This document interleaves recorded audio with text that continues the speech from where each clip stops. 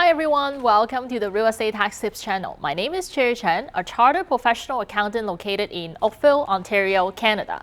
And I'm on a mission to become the Google map for hardworking Canadians seeking financial freedom. And today's topic is how property flips are being taxed in Canada. But before I get started, I want to remind everyone to help me out here, hit the subscribe button below and also share the video if you find it useful for any of you know of someone that flips properties. With that, let's get started. Now, what's considered property flips? I mean, when I talk about property flips, people talk about all kind of property flips. It ranges from like assignment, I'm flipping paper. Essentially, I just house hunt and I secure some off-market deals on a piece of paper and I turn around and sell it to someone else. So typically it's referred to as wholesaling. So that's also paper flipping. This would still apply to you. Assignment flips, pre-construction assignment flips, we talk a lot about that as well, the tax implication on it. There is a brand new video not too long ago that you would be able to find it up there. We also have land flipping. People will buy a lot as well as, and then turn around and sell it without doing anything to it. Sometimes people would buy a piece of land and then they will sever it. Sometimes they would buy a piece of land with an old house on it and then tear it down, sever it, and then sell it. That's also flipped. Sometimes people would buy a house, renovate, and then sell it for a quick profit. Upgrade it, and for people who are like me who doesn't want to do much renovation, I'm sure a lot of people out there don't want to do renovation. It is really painful to chase after the contractors after all. So for those people, it really brand new flips really appeal to people who are lazy as me, just want to buy something relatively new and did all the work already and you just need to move it. These are all the examples of flips, but in the eyes of CRA, they have a very specific set of criteria deciding on whether a property sale transactions consider property flips or not. And as a matter of fact, they have 12 criteria that we could look into to decide. And the court actually looked at that 12 criteria. And let's go through all these 12 criteria together. So I want to start off with a little bit of a story. Majority of the people think that when you sell a property, automatically the profit that you make from selling the property is considered capital gain. But we have so many videos out there telling you that is not true. It's not the case. Now, first of all, when a property is sold, you really should look at the characteristics of each transaction based on the 12 criteria that CRA and the prior court case established. And then from there, you draw a conclusion to decide whether a transaction is considered a capital gain transaction or if it should be considered a business income transaction. And from there, then you decide on how you would be reporting on the income, on the profit that you made from selling the property.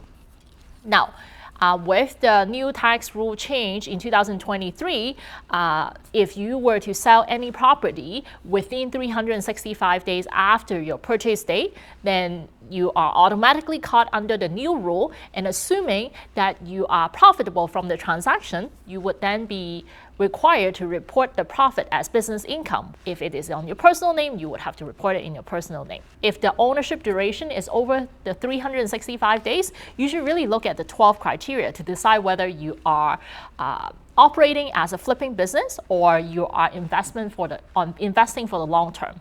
Now here are specifically the 12 criteria that CRA looks at, and also the previous court established. The first criteria is the taxpayer's intention. What's your intention at the end of the day? Are you planning to flip it or are you planning to hold it for long-term rental purpose? What are the feasibility to carry out your intention? If you say that, hey, like I'm totally in for long-term rental because you want the profit that you make to be treated as capital gain, you always say that you are in for long-term rental.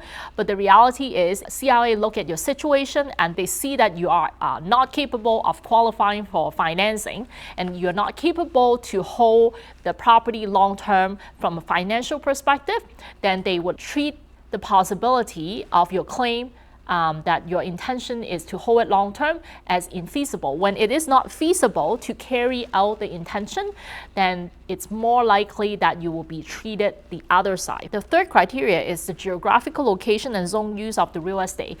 If the zoning of the property that you own is industrial and you claim that your plan is to hold it long term and rent it out and convert it as residential property, is it possible to do that? Maybe it's not, maybe it is, depending on how lenient the Ontario government's legislation is. CRA also look at the zoning to determine whether your stated intention makes sense. They also look at how much effort you've put into carrying out your intention. They would also look at the evidence that that intention had changed after the purchase. So you may have one intention at the beginning when you purchase the property, and then your intention changed subsequently after you purchase the property when you see the property value shot up substantially, especially because the recent weeks, in the last couple of weeks, the real estate market has gone up a bit, and there is a bidding war appearing in the marketplace these days. So that could be the reason why you wanted to sell immediately. And that could also trigger CRA looking at the transaction as if you are operating a business. Now, nature of the business, professional, calling, or trade of the taxpayer and associates. So if you are a realtor, or if you're a real estate lawyer, real estate accountant, you're a contractor, you're a builder, you are in the business using real estate to make money, chances are your transaction would be looked more upon on the business income side instead of the capital gain side. How much money you've borrowed to purchase the property, it matters. If you use short-term financing to purchase a property, it makes a difference versus if you use long-term financing, especially for those of you who are planning to use the property for long-term rental. Chances are you'll be committed to a 5-year term financing versus you might use a short-term promissory note to finance your purchase when you are doing flips, because you want to turn around and sell the property quickly. And how long do you own the property? If you own the property for a short period of time, as mentioned earlier, the rules have changed. If you own it under 365 days, unless you fall under one of the exemptions specified in the new anti-flipping rule, you would then be automatically deemed to be operating a business, and the profit you make would be 100% taxable. Now, if you own it beyond 365 days, you could still be considered flipping a property as a business, and it depends on the length of the ownership as well. And then the rest of the 12 criteria is really look at whether you have investment partners in the same deal and the professional knowledge that your investment partners would have, as well as what are the motivation of the sale of the property.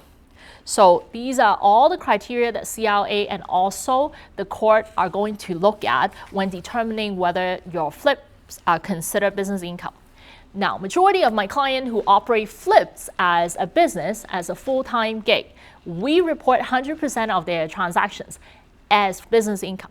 Now, with that, how do you determine how are the profit being taxed? The tax implication of flipping properties really goes back to the ownership structure. And at the end of the day, if you own the property in your personal name, then you have to report the profit that you make from flipping the property or deemed to be flipping the property as business income. So typically we report on the schedule of T2125. Now, what does that really mean? It's a schedule for statement of business activities. And what it really triggers is that you also would have to pay Canada Pension Plan. If you have no other income, by reporting a profit from the flips, you would have to pay an additional contribution to Canada Pension Plan, both employer portion and employee portion. Now, for those of you who don't know, in 2023, the employer portion of CPP maximum amount is $3,700. And the employee portion of CPP maximum contribution is $3,700. Because now you're self-employed, you are required to contribute both portions, so you have to contribute $3,700 as employer, and you also have to contribute $3,700 as employee. Assuming this is your full-time gig, you report that on business income, you have to contribute to CPP from both employer and employee side. Now that we get the CPP contribution out of the way, now assuming that you are an employee making $100,000 job income, and now you flip houses on the side, and house flipping business generate an additional $100,000 of income. Here's how the tax would work. When you own your property flips in your personal name, your income is reported on the business income statement of business activities, T2125, as mentioned earlier. Now, when you report that, you have to pay CPP. We mentioned that already. And as well as the same business profit would be subject to the same progressive tax system that the Canadian government imposed on us, which also means that the more tax that the more money that you make, the more tax that you would have to pay. Now, let's just use an example to explain. Now, let's say this taxpayer, this guy who flipped properties, he already makes employment income of about $100,000, a decent income amount. Now, he also loves to hustle. He decided to flip a property. He bought an older home and then put in some money and renovate and make it really, really nice, and decided to sell it within 365 days. And from the sale, he was able to realize a $100,000 profit. So this is the net profit amount after the deduction. Now, in terms of the amount of deduction, what deduction you can take, we'll get into that. Now, because he didn't consult with any accountant, he decided to own the property in his personal name. So he owned the property in his personal name. So the full amount from the flip would be taxable in his own hand, in his own name. Now, because he already earned his employment income, which was $100,000, the initial $100,000, he would only be taxed at $22,000 because you have lower marginal tax rate. For those of you who are interested in learning more how this personal income tax system works, there is another video that I did earlier. It's up there. You could refer back to that link. So the first $100,000 on his employment income, he would only need to pay $22,000 of personal income tax. Now, because now he earned another $100,000 profit from his property flip, the additional $100,000 pretty much forced him to make $200,000 in total. That $200,000 in total, the second $100,000 profit would trigger $43,000 of tax, which essentially is close to double of what he would have to pay for the first $100,000 of income. You can see why we say that the more income that you make, the more tax you would have to pay. Now, so combined total, he would have to pay $65,000 of income tax if he owned this property in his personal name when he does flips. Now, what if he owned that flip, the same flip, instead of earning the income or owning it in the personal name, he decided to do it in his corporation. When he does it in the corporation, assuming he's also Canadian, everything here we talk about is Canadian related. The Canadian private corporation has this preferential tax rate, which is 12.2%. So if you operate active business income, and by the way, flips are considered active business income, then the profit generated from the flip, the $100,000 from selling the flip, the profit that he makes, if it is corporate ownership, in the corporation, he only needs to pay 12.2% tax, which is $12,200. Now, there is a substantial difference between $12,200 versus $43,000 that compared to if he had to earn that income in his personal name. So there is a deferral of exactly $31,000. So if the tax that he would otherwise have to pay if he owned the property in his personal name, compared to if he choose to own the property in a corporate name, he would have $31,000 more. Now, this is not necessarily a tax saving, it's a tax deferral, because when he retract money and take money out from his corporation, he still has to pay some personal tax, depending on the timing and the ownership structure. There are ways to lower that amount of taxes. It may not be $43,000. Now, who doesn't want to have an additional $31,000 in the corporation for you to invest more? Say nobody. Who wants to pay $31,000 to CRA? Nobody, right? This is the reason why it's important to have proper corporate structure when you are looking at doing flips as full-time real estate investor. Okay, so now that we understand how important the ownership structure is, we can talk about what we can deduct in order to minimize the amounts of taxes that we would otherwise have to pay when we flip properties. Now, but before I get into that, we should also mention that the timing of deduction matters. Now, so what it means is that if you incur the property, as an example, if you incur utility bill, property tax bill, you are not selling and making any profit at this point, then you cannot deduct the expenses because you don't have any profit at this point. You don't have sales at this point.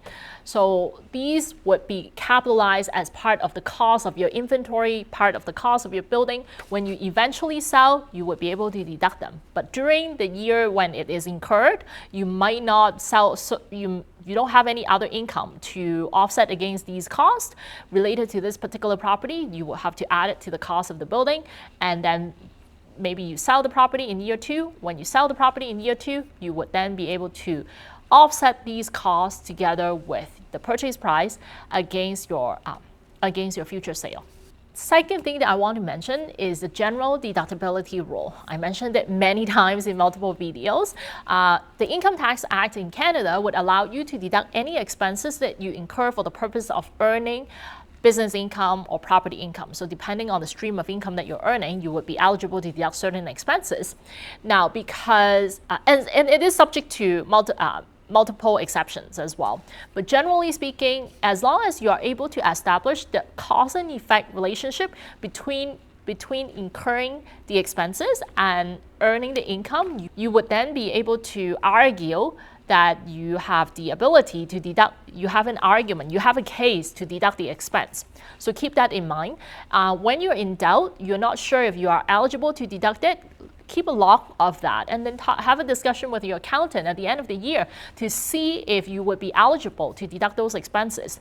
And other key tip here is that you need to keep your receipts. If you don't have receipts, there is no deduction. You need to, as a minimum, when you know that you're in doubt, you're thinking to deduct certain expenses, keep the receipts.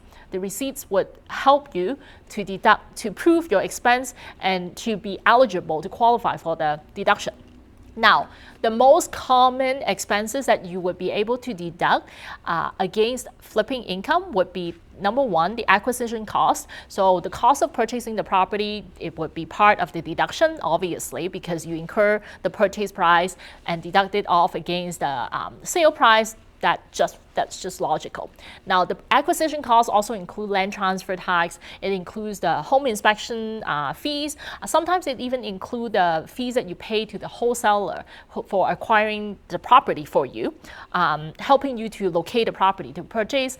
It could also include the finance costs that you have to pay to the B lender to qualify you for financing.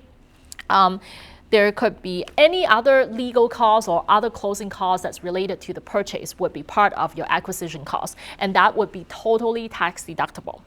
The second big thing that you can deduct is the carrying cost of the property. So when you are getting the property ready for sale, you may renovate, you may rip everything apart. But during that time period that it takes for you to do the work that you feel like you need to, there's still carrying costs. Someone still has to pay for hydro, utilities, water. Someone has to pay for the lawn care, snow removal. Someone has to maintain the house. Someone has to pay for the property tax. Someone has to pay for the insurance or even the mortgage payment, depending on your financing term. Maybe sometimes some of our clients use very short-term financing and it's no payment until when you sell the property. So those would be a little bit different. Doesn't mean that you don't have the interest expense. It will just be paid out as part of your sale. But all these expenses combined, the carrying cost of the property would be tax deductible when you sell the property. You have to keep track of all these expenses to minimize your tax payable. Now, another thing that I want to mention that is deductible is the interest incurred on money you borrow for financing. The mortgage interest is very straightforward. Sometimes we miss to report the interest on a home HELOC, home equity line of credit for the initial down payment, so that is also deductible. Obviously, if you do a lot of work in the property, there's material costs, there's planner's costs, there's architect's costs, there's the designer costs, and then so you would be able to deduct all these expenses because they're all related to upgrading your property: plumber, subcontractor, electrician, builder, if you hire the whole builder to do that. These are all tax deductible costs related to the property. Now, if you drive a truck or if you drive to manage the project directly yourself and you drive there often, automobile expenses are also tax deductible. Remember to visit the other video to essentially check out how you would be able to deduct all the automobile expenses, any related automobile expenses, from gas expense to your lease payment to deducting your car if you own the car right out. They could potentially be tax deductible to a certain extent, to the extent that you use them for your flipping business. Advertising expense would be tax deductible if you want to do a private sale and you're doing it, or you are also running, you're trying to buy the property off market without going through the public real estate agent system, then you may have advertising expense, and those would be tax deductible, and those would not need to be capitalized as part of your inventory. Those are regular day-to-day expenses. Now, home office expenses would also be tax deductible if you don't have a permanent office and you do everything from your home. You have a dedicated office that would allow you to deduct the home office expense. And how you document and what you can deduct as home office expense, be sure to visit the other video that I have, and it will show you the roadmap to deduct home office expense. Now, lastly, the closing costs. So when you sell the property, you would incur closing costs such as realtor commissions, such as mortgage penalty, such as interest expense, such as legal costs, and also anything that you could think of, that those would be also be tax deductible as closing costs, and those would be added to your acquisition costs. So all these together combined would be tax deductible against the sale of your property. And these are the most common expenses that I could think of that you would potentially be tax deductible. And obviously there could be accounting fees, bookkeeping fees, if you're hiring an accountant and bookkeepers to do your tax return or keeping track of the expenses for you. You could have software expenses, you could have any other expenses that you could think of that I can't possibly essentially lay everything out, but essentially always remember there's a general deductibility rule. As long as you would be able to establish the cause and effect relationship of earning that income, then you would be eligible to deduct the expenses. Now we've gone through in detail what's considered a flip, the 365 days anti-flipping rule, also the 12 determining factor on what the CRA relies on, determining whether your transaction is considered a flip or not, the tax implication of a flip in personal name or in the corporation's name with an example, as well as the tax deductions available as a business, as a flipper. We have some commonly asked questions as well as the HST tax trap in a second video. So make sure that you subscribe to our new membership, and you would then be notified for that in-depth tax analysis on the HST tax trap, on flips, as well as answering some commonly asked questions about flipping business. If you like this video and find it useful, make sure you hit the subscribe button below and give us a thumbs up. If you have any questions about flips, make sure you leave in the comment section below. Until next time, thank you for watching.